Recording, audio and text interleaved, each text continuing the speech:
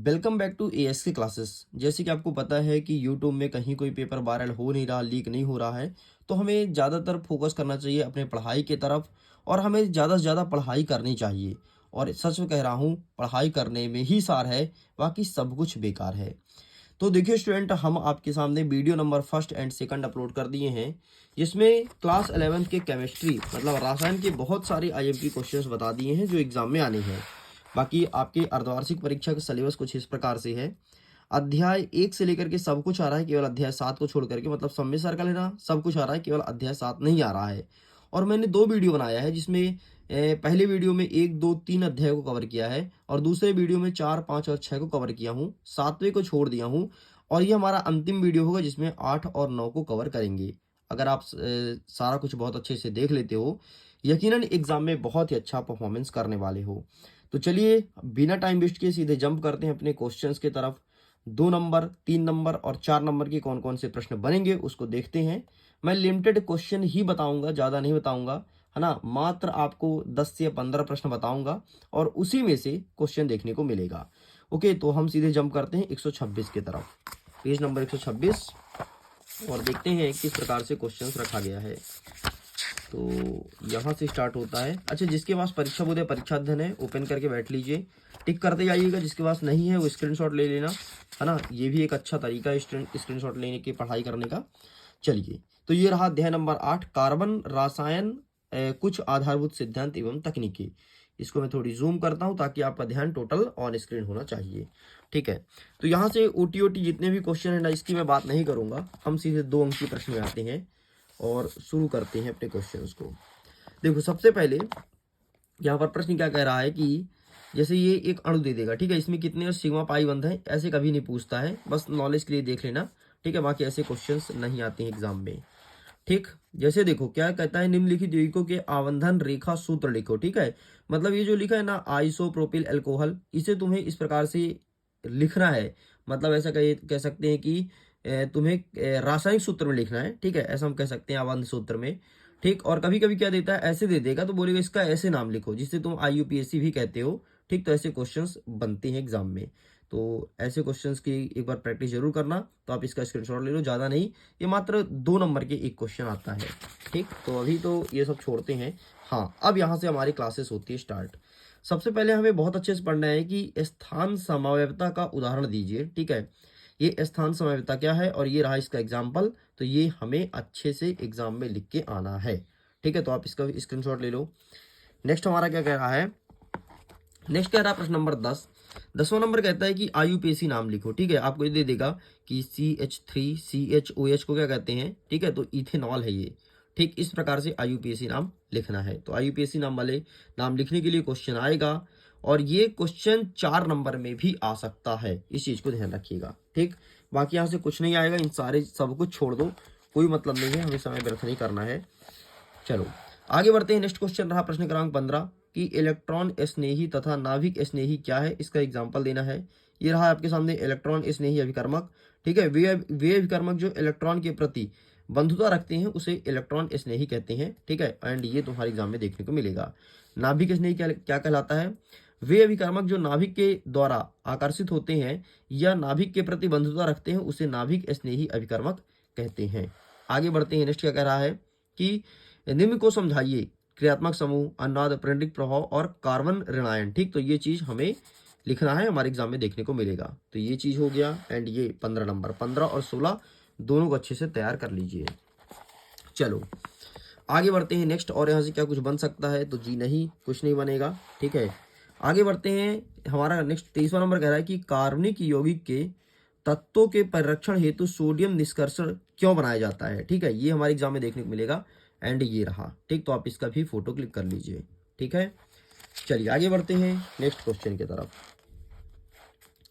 Next हमारा question क्या कहता है, यहाँ से कुछ नहीं आएगा। ठीक है, चुपचाप आप स्किप कर देना, अगर देखना चाहते हो तो एक बार देख लेना 30वां नंबर, बाकी कुछ भी नहीं पढ़ना है। हाँ, अब यहाँ से भर भर के क्वेश्चन देखने को मिलेगा। क्वेश्चन क्या रहेगा, प्रश्न क्रमांक 34 देखो क्या कह रहा है कि क्रियात्मक समूह समवायवता किसे कहते हैं, ये एग्जाम में देखने को मिलेगा। देख, समवायवता से आएगा, चाहे स्थान समवायवता आ जाए, क्रियात्मक समूह, ज्यामिति, तो एक समवायवता देखने को मिलेगा। ठीक है, नेक्स्ट क्या कह रहा है कि ज्यामिति समवायवता का कारण बताओ, तो ये एग्जाम में आएगा। ठीक है, तो ये दोनों अच्छे से प्रिपेयर करना है। इसके बाद हमें क्या देखना है, इसके बाद ये तो मैं बता दी ना, आईयूपीएससी नाम, एक आईयूपीएससी नाम और एक स्थान समयवेता है, फिर कोई भी समयवेता पढ़ना है। समयवेता वाला क्वेश्चन आएगा 2 नंबर के हिसाब से, ध्यान रखिएगा, ठीक है। बड़े प्रश्न यहाँ से आईयूपीएससी में ही बनेगा तो बनेगा।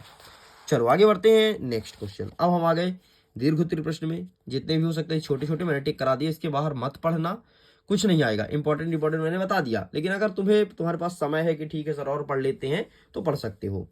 नेक्स्ट कहता है दीर्घ उत्तरीय में कि इलेक्ट्रॉन स्नेही तथा नाभिक स्नेही अभिकर्मक के अंतर लिखो।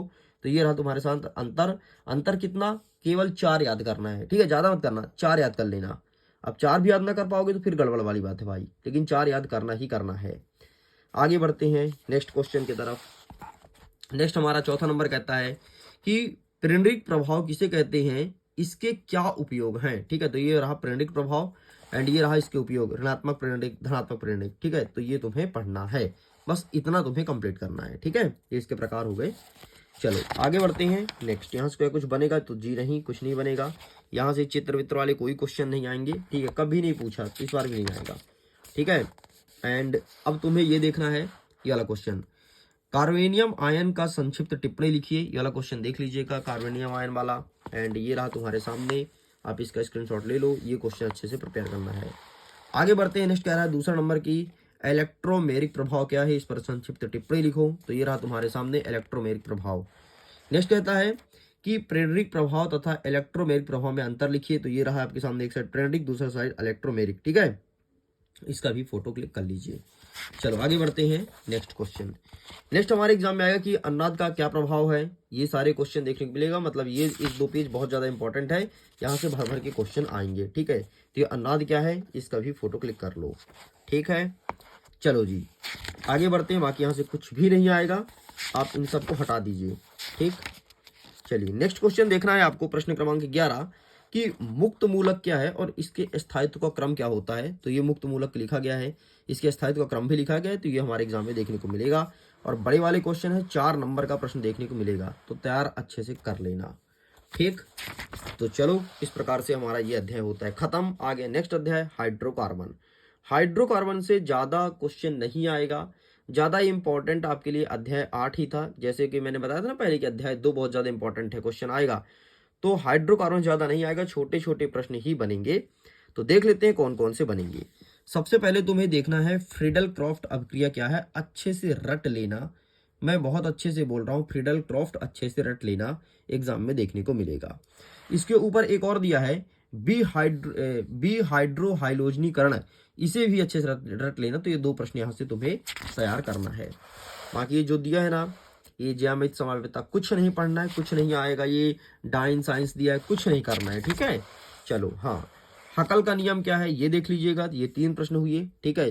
बाकी यहाँ पर क्या लिखा है, डिसल सेल्ट्रप क्या, कभी नहीं पूछता, नहीं पूछेगा, ठीक है। बाकी यहाँ से कोई नहीं पढ़ना है। ये क्या है, चलावयवता कभी नहीं पूछेगा, ठीक है। चलो आगे, ये क्या है, ये कोई परीक्षण ने कुछ नहीं पूछेगा। बीएचसी का फुल फॉर्म याद कर लेना, 1 नंबर का प्रश्न बनेगा, केवल फुल फॉर्म। बीएचसी का फुल फॉर्म क्या होता है, बेंजीन हेक्साक्लोराइड, बस इतना याद रखना है। देख मैं कितना सटीक तेरे को बता रहा हूँ, जो पढ़ना है जो एग्जाम में आएगा केवल वही बता रहा हूँ, फालतू का नहीं कि ये भी कर लो वो भी कर लो, क्या है कर लो, नहीं करेंगे हम भाई। एग्जाम हमारा सर पे है, हमारे पास इतना समय नहीं है कि ये भी वो भी कर लें, है ना। यहाँ से कुछ नहीं करना है। नेक्स्ट आपको देखना है पराक्साइड का प्रभाव क्या है, ठीक है। ये क्वेश्चन अच्छे से तैयार करिएगा। बाकी खत्म होता है यहाँ से क्वेश्चंस। अब हम आगे सीधे दीर्घ उत्तरीय में, यहाँ से कुछ प्रश्न बताऊंगा, ठीक है आगे। बाकी ज्यादा प्रश्न नहीं बताऊंगा, ज्यादा कुछ नहीं आएगा। हाँ भाई यहाँ से देखना है, ये देखो सबसे पहले सैंडरेज अवक्रिया, बुड्ज अवक्रिया, ठीक है। ये दोनों सैंडरेज बुड्ज और ड्यूमा, ये तो ड्यूमा छोड़ भी सकते हो, लेकिन ये दोनों अच्छे से कर लेना भाई, जो पहला और दूसरा वाला, ठीक है। पहला और दूसरा, ये सवत्ते भी कहते हैं ना, और बुड्स, ये दोनों अच्छे से कर लीजिएगा। एंड ये यहाँ पर लिखा है पहला दूसरा, बस खत्म, ठीक है। बाकी कुछ नहीं आएगा। इससे अभिक्रिया ही पूछता है, हमेशा पूछा है, हम लोग के टाइम से पूछता आ रहा है, जब हम लोग पढ़ाई करते थे, और अभी भी यही पूछता है। ले भाई खत्म सब कुछ। लो तो जितना हो सकता था इंपॉर्टेंट क्वेश्चन मैंने सब कुछ बता दिया, ठीक है।